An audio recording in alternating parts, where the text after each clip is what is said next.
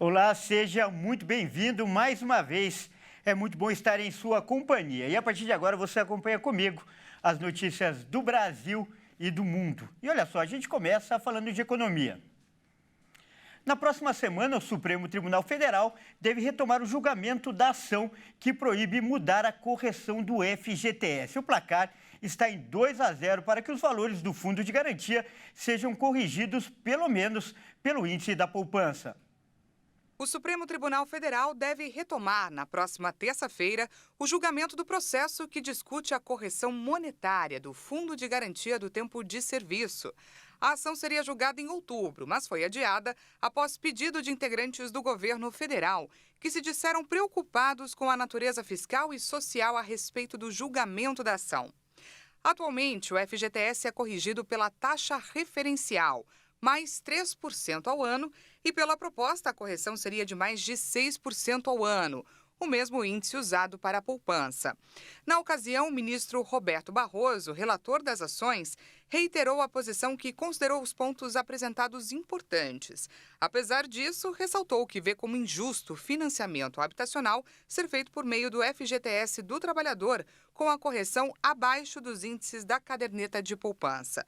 Houve acordo para mais uma rodada de conversas em busca de uma solução. A ação analisada afirma que desde 1999 o índice não é suficiente para repor o poder aquisitivo dos trabalhadores. Para o relator, não há inconstitucionalidade no uso da TR nem revisão constitucional para que os valores do FGTS sejam indexados à inflação. Mas a correção deve ser maior que os juros da poupança. Ele foi seguido por André Mendonça, que defendeu ainda a ideia de que a decisão não pode retroagir ou só deve valer a partir da publicação da ata do julgamento. Olha só, ainda falando de economia, a massa de rendimento salarial paga aos trabalhadores brasileiros cresceu no terceiro trimestre deste ano. Segundo o IBGE, o resultado atingiu o maior valor da história. A massa de rendimento salarial paga aos trabalhadores brasileiros cresceu de novo e fechou o terceiro trimestre deste ano em 293 bilhões de reais. O valor renova o maior patamar da série histórica, iniciada em 2012. O resultado recorde, apurado pelo IBGE, acompanha a evolução do rendimento médio dos trabalhadores, que finalizou o período em R$ 2.982, uma alta de 1,7% em relação ao trimestre encerrado em junho. A remuneração é a maior desde março de 2021. De acordo com o IBGE, os dados refletem a expansão da população ocupada, que também figura no maior nível da série histórica, com 99.800.000 profissionais. A alta da massa de rendimento pode ter influência da maior participação de trabalhadores formais no mercado de trabalho, que tem, em média, rendimentos maiores. Na comparação com o terceiro trimestre de 2022, a massa salarial evoluiu 5%, o equivalente a um acréscimo de 14 bilhões de reais. A evolução salarial dos trabalhadores no terceiro trimestre foi puxada pelo aumento das remunerações médias pagas pela indústria e administração pública. As demais atividades não apresentaram variações significativas. Nas comparações com o mesmo período do ano passado, todas as posições apresentaram aumento salarial, com destaque para o setor de alojamento e alimentação, com alta de 12,3%. E o Copom fez uma nova redução de 0,5 ponto percentual na taxa de juros da economia. E, além disso, também sinalizou cortes de mesma magnitude nas próximas reuniões. O Comitê de Política Monetária anunciou mais um corte de 0,5 ponto percentual da taxa básica de juros, a Selic, para 12,25% ao ano. A decisão já era esperada pela maior parte dos economistas do mercado financeiro. Com essa, que foi a terceira redução seguida por parte do Banco Central do Brasil, a taxa chega ao seu menor patamar desde maio de 2022, quando estava em 11,75% ao ano.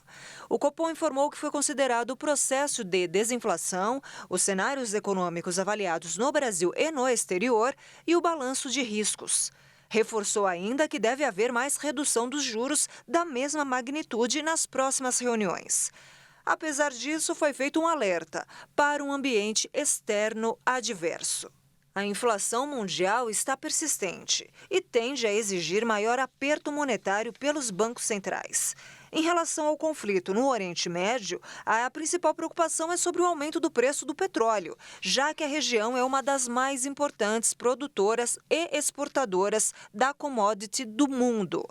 O Comitê do Banco Central lembra que a alta do petróleo tem como consequência a elevação do preço dos produtos derivados, como a gasolina e o diesel, afetando diretamente a inflação.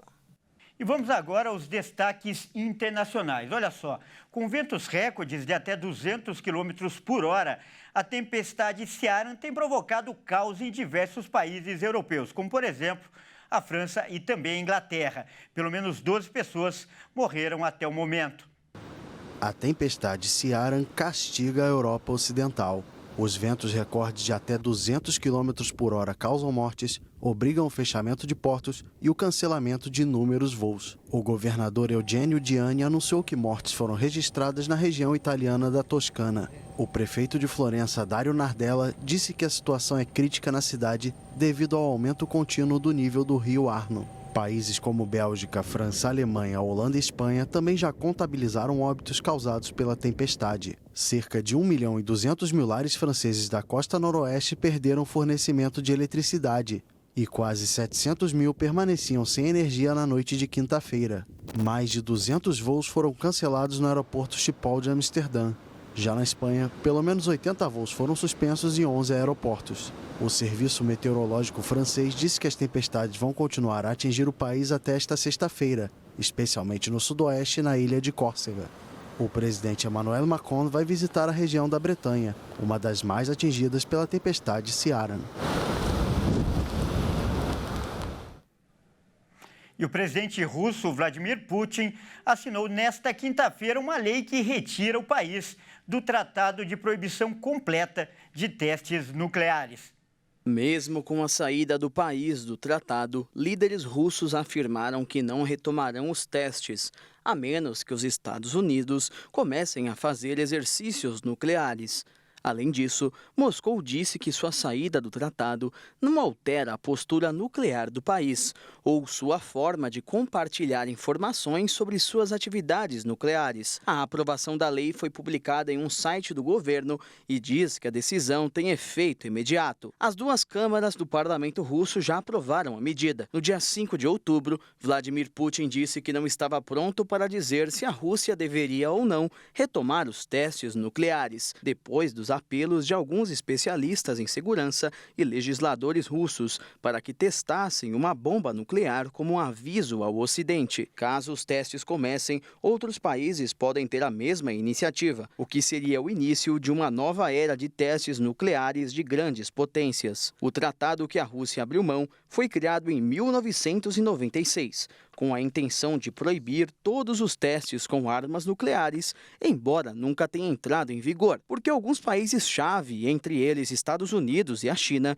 nunca o assinaram. O tratado estabeleceu uma rede global de postos de observação que podem detectar sons, ondas de choque ou precipitação radioativa de uma explosão nuclear. Robert Floyd, chefe da Organização do Tratado de Proibição Total de Testes Nucleares, condenou a medida da Rússia e a classificou como decepcionante e lamentável. O último teste nuclear em território russo foi feito em 1990, quando ainda era a União Soviética, e os Estados Unidos em 1992. Nenhum país, exceto a Coreia do Norte, realizou um teste envolvendo uma explosão nuclear neste século.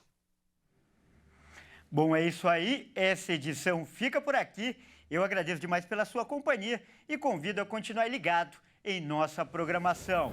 Até mais!